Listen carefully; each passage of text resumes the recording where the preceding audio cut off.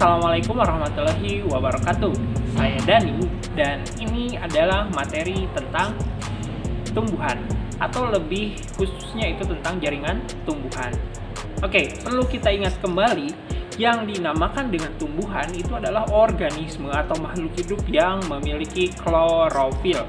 Oke, dia artinya dapat membuat makanannya sendiri dengan cara fotosintesis. Kemudian mudah-mudahan kita masih ingat, tumbuhan itu diklasifikasikan ke dalam 3 kelompok besar. Yang pertama ada lumut, yang kedua ada paku, yang ketiga ada tumbuhan berbiji. Oke, kita flashback dulu sebentar. Apa itu lumut? Nah, Anda perhatikan, ini kan ada batu nih. Nah, batunya tampak berwarna hijau. Kenapa? Karena ada lumut di sana. Kenapa lumut nempel di bebatuan? Biasanya lumut itu menempel pada lingkungan yang lembab atau dalam arti lain sedikit berair ya. Kenapa demikian? Karena agar lebih mudah untuk mendapatkan sumber air. Karena lumut itu tidak bisa mengangkut air dari tanah ke permukaan lebih atas sehingga tubuhnya kecil. Artinya lumut tidak memiliki xilem dan floem. Nah, lalu tumbuhan yang berikutnya adalah, Anda perhatikan itu yang warna hijau di samping pohon yang besar itu adalah paku. Oke. Apa bedanya lumut sama paku? Sebenarnya lumut dan paku sama-sama berkembang biak menggunakan spora. Namun perbedaannya kalau lumut sudah memiliki pembuluh, dalam hal ini xilem dan floem. Lumut belum memiliki pembuluh, dalam hal ini xilem dan floem, sedangkan paku sudah memiliki pembuluh. Sehingga paku itu ukurannya besar, atau dalam arti lain jelas perbedaannya antara lumut dan paku. Kalau lumut kecil, kalau paku itu besar. Kenapa berbeda? Karena memiliki jaringan pembuluh. Siapa yang punya jaringan pembuluh? Paku. Nah, lalu berikutnya adalah spermatofita atau tumbuhan berbiji. Berarti tumbuhan yang berkembang biaknya menggunakan biji. Oke, tumbuhan berbiji itu dibagi dua. Ada bijinya yang terbuka, juga ada yang bijinya tertutup. Apa bedanya? Kalau biji yang terbuka biasanya tidak memiliki daging buah. Beda dengan biji yang tertutup, biasanya ada daun buah. Contoh biji tertutup apa? Mangga. Nah, kamu kan suka makan tuh daging buahnya. Nah, itu menandakan bahwa mangga itu termasuk ke dalam golongan tumbuhan berbiji tertutup. Lalu sisanya yang biji terbuka itu contohnya melinjo atau ini nih. Ini salah satu contoh dari tangkai atau daun pohon pinus, atau di bagian belakang juga ada contoh pohon pinus ya. Ini pohon pinus itu merupakan contoh tumbuhan berbiji terbuka, di mana bijinya tidak ditutupi oleh daging buah. Nah, itu tumbuhan gimnospermae atau yang tidak memiliki penutup pada bijinya. Biasanya dia berkembang biak menggunakan biji, tapi maksudnya alat perkembangbiakannya berupa bukan bunga, tapi namanya strobilus. Anda kalau main ke pegunungan, biasanya Anda menemukan yang kayak bunga ya, warnanya coklat, biasanya jatuh tergeletak. Itu kita menyebutnya dengan runjung atau strobilus. Lalu yang terakhir, biasanya yang sering kita perdebatkan adalah tumbuhan tumbuhan angiospermae atau yang berbiji tertutup. Di mana angiospermae ini dibagi jadi dua. Yang pertama ada monokotil, yang kedua ada dikotil. Anda boleh, nah ini di belakang saya, ini adalah contoh tumbuhan monokotil. Kemudian yang besar itu adalah contoh tumbuhan dikotil. Apa perbedaannya? Gampang sebenarnya, Anda lihat batangnya. Tumbuhan dikotil itu batangnya pasti membesar. Kenapa demikian? Karena terdapat suatu jaringan yang dinamakan dengan kambium. Fungsinya apa kambium itu? Kambium itu untuk memperbesar diameter batang. Sedangkan tumbuhan monokotil itu dia tidak punya kambium sehingga batangnya tidak pernah membesar. Namun ada beberapa tumbuhan yang monokotil tapi besar. Contohnya pohon kelapa, pohon palem. Itu namanya anomali. Sebenarnya dia melakukan pembesarannya tidak disebabkan oleh kambium, tapi ada jaringan lain yang membesar seperti kambium. Oke? Itu tumbuhan. Jadi tumbuhan itu sebenarnya dibagi 3, ada lumut, paku, dan tumbuhan berbiji. Fokus utama kita pada bahasan ini adalah membahas tumbuhan monokotil dan dikotil. Apanya yang akan kita bahas? Jaringannya. Jaringan pada tumbuhan monokotil dan tumbuhan dikotil. Sebenarnya ada jaringan apa aja sih? Kemarin kan kita udah ngomongin tentang sel, oke? sel itu kan ada sel tumbuhan dan sel hewan. Kalau saya ini kan manusia ya, berarti saya tersusun oleh sel hewan. Sedangkan kalau tumbuhan itu tersusun oleh sel tumbuhan.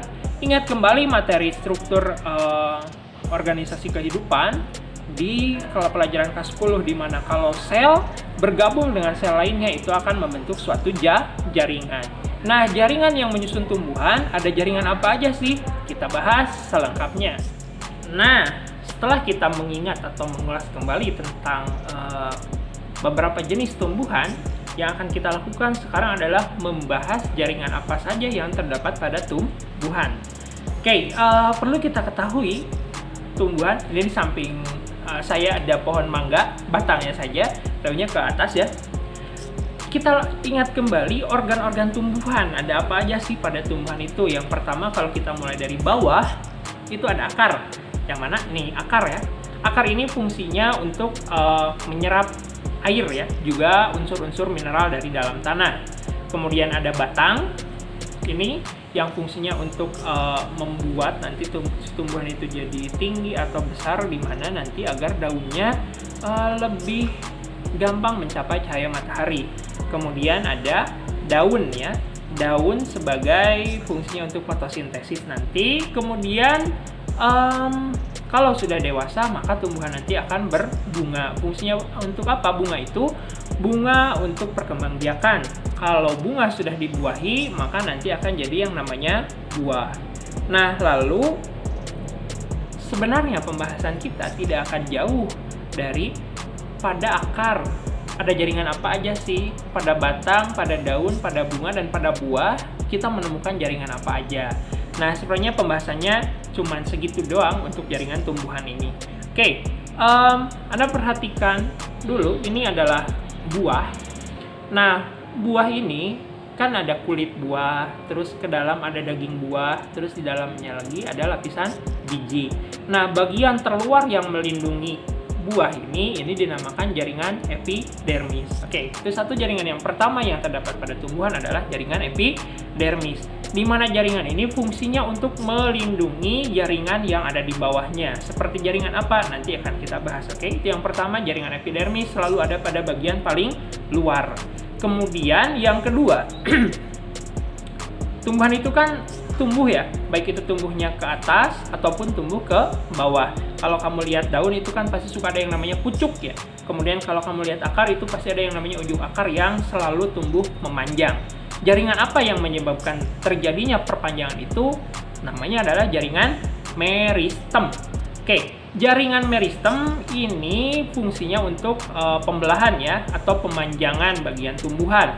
Ini adalah sekumpulan sel. Jaringan meristem ini terdiri dari sekumpulan sel yang aktif membelah. Biasanya dia terus-terusan membelah. Kenapa membelah? Biasanya distimulus oleh hormon. Hormon nanti kita bahas, ada hormon sitokinin dan juga hormon auksin. Biasanya jaringan meristem ini susunannya rapat. Kenapa? Berdesakan. Kenapa? Karena terus-terusan membelah. Kemudian dia biasanya inti selnya juga lebih dari 2. Oh ya, yang pertama tadi jaringan epidermis biasa susunannya rapat ya, dan hanya tersusun oleh satu lapisan sel. Nah, itu jaringan yang kedua, jaringan meristem. Nah, ternyata beda-beda. Kalau meristemnya ada di ujung akar atau ujung batang, itu dinamakan meristem apikal. Nah, kemudian kalau meristemnya ada di antara buku, kalau kamu perhatikan pohon bambu, itu kan suka ada nodus ya, atau buku-buku. Nah, yang bertugas untuk memperpanjang si buku tersebut adalah meristem interkalar. Nah, meristem interkalar ya, itu fungsinya untuk memperpanjang buku atau nodus. Kemudian ada juga yang namanya meristem aksilar. Biasanya nanti tempat munculnya bunga ya, itu meristem aksilar. Meristem yang fungsinya untuk memperbesar diameter batang. Itu adalah meristem lateral. Lalu, jaringan berikutnya setelah kita bahas jaringan epidermis dan jaringan meristem, nah, jaringan yang penting bagi tumbuhan itu ada jaringan xilem dan flum. Di mana fungsi dari jaringan xilem dan flum ini adalah untuk pengangkutan ya. Xilem fungsinya mengangkut unsur mineral dan air dari dalam tanah menuju ke daun, sedangkan kalau phloem fungsinya adalah untuk mengangkut zat makanan dari daun menuju ke seluruh tubuh tumbuhan. Kemana aja berarti? Ke daun, ke akar, ke batang, ke semua bagian tumbuhan. Kenapa demikian? Karena semua bagian tumbuhan tersusun oleh sel dan sel tersebut harus diberi asupan gizi atau harus diberi makan. Oke, itu xilem dan phloem. Kemudian kalau kamu makan buah, nah kamu kupas nih, itu kan ada daging ya. Daging buah itu dinamakan jaringan parenkim. Nah, jaringan parenkim itu banyak jenisnya. Salah satunya parenkim yang dapat menyimpan cadangan makanan. Ini contohnya terdapat dalam si daging buah ini ya. Itu jaringan parenkim. Nah, jaringan parenkim ini pada kondisi yang khusus dia dapat melakukan penebalan. Nah, penebalannya dua, ada jadi sklerenkim dan jadi kolenkim. Kalau penebalannya rata di semua bagian selnya, itu dinamakan sklerenkim. Tapi kalau penebalannya hanya pada sudut-sudut tertentu pada bagian sel tersebut, itu dinamakan jaringan kolenkim. Lalu fungsinya untuk apa kolenkim dan sklerenkim ini? Biasanya itu digunakan sebagai jaringan penguat tumbuhan. Kalau kolenkim biasanya digunakan sebagai penguat pada batang yang masih muda. Sedangkan kalau sklerenkim itu biasanya selnya udah mati. Contohnya kamu mungkin tahu batok kelapa ya. Batok kelapa tuh kan keras banget ya, warnanya hitam, itu karena sudah terjadi penebalan oleh siapa? Oleh sklerenkim. Maksudnya sudah ada penebalan terhadap jaringan parenkim sehingga menjadikannya jaringan sklerenkim. Oke, ingat kolenkim dan sklerenkim dilihat dari perbedaan penebalannya ya. Penebalannya rata atau tidak. Oke, jadi kita sudah membahas jaringan epidermis, kemudian ada meristem, kemudian ada xilem dan phloem, kemudian ada parenkim, juga ada kolenkim dan sklerenkim. Nah, lalu sebenarnya setiap jaringan itu memiliki derivat. Oh ya, satu lagi. Parenkim itu selain dia bisa menebal, dia juga bisa aktif membelah kembali. Jadi jaringan yang meristematik atau kita menyebutnya dengan kambium. Inilah yang menyebabkan si tumbuhan, ini tumbuhan mangga, tumbuhnya membesar. Kenapa? Karena jaringan parenkimnya aktif kembali membelah atau kita menyebutnya jaringan kambium sehingga batangnya menjadi besar. Beda atau lain halnya dengan tanaman monokotil yang parenkimnya tidak aktif kembali membelah sehingga tidak terbentuk kambium. Sehingga diameter pada batangnya biasanya tetap atau tidak membesar. Dulu waktu SD kita membedakannya ada yang berkayu, batang berkayu, dan batang tidak berkayu. Itu cara terbaik untuk membedakan dikotil dan monokotil. Oke, lalu nanti pada epidermis itu banyak juga deripatnya. Nanti kita bahas lebih detail mengenai jaringan-jaringannya di video. Nah, linknya Bapak sertakan di atas ya. Silahkan Anda akses link tersebut untuk memahami jenis-jenis jaringan yang lebih rinci. Cirinya, kemudian modifikasinya, juga manfaatnya. Oke, pertemuan atau materi hari ini saya cukupkan sekian. Terima kasih atas perhatiannya. Kalau ada pertanyaan silahkan Anda tulis di kolom komentar. Anda boleh bertanya atau Anda juga boleh menjawab. Kita gunakan kolom komentar ini untuk berdiskusi.